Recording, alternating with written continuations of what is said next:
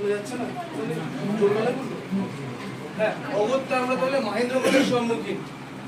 কারণ যেটা অদ্ভুত বিষয় সেটা হলো যে এখানে রয়েছেন অনেকেই যারা NIOS HS মার্চ এপ্রিল 2024-এর অলরেডি কৃতি, এবং সাথে রয়েছেন আমাদের অক্টোবর নভেম্বরের যারা রীতিমতো মানে লড়াই করে চলেছেন।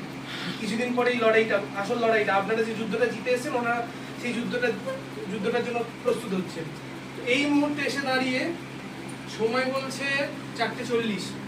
তো অনেকেরই অনেক ফরেস্টটা মিলিয়ে নেবেন আপনারা।